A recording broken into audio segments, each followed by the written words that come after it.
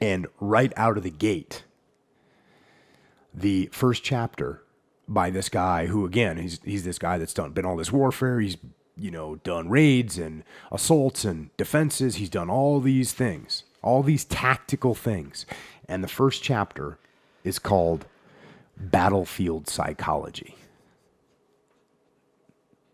So he's not talking about the tactics and how to fight and how to maneuver. He's talking about battlefield psychology. What does he mean by that? From the book here. Psychology, as I understand it, means knowledge of the soul. Yet, how shall we speak about the soul of others when we do not even know our own? Is there a single one of us who can say with certainty how he will react to some given event? Nevertheless, as leaders, we must have some knowledge of the souls of our soldiers, because the soldier, the living man, is the instrument with which we have to work with in war.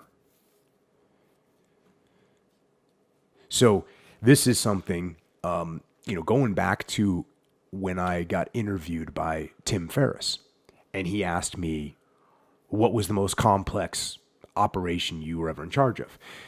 And my answer was, look, the operations themselves aren't that complex. The complex thing about being a combat leader is dealing with human beings. Yeah. And that was clearly what Von Schell thought as well.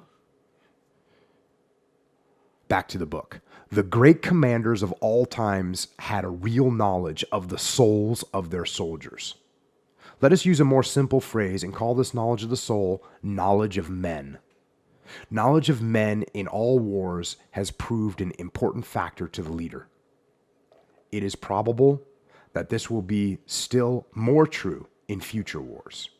And I am here to attest, 100 years later, that knowledge of the soul of your soldiers is still the most important thing to understand as a leader.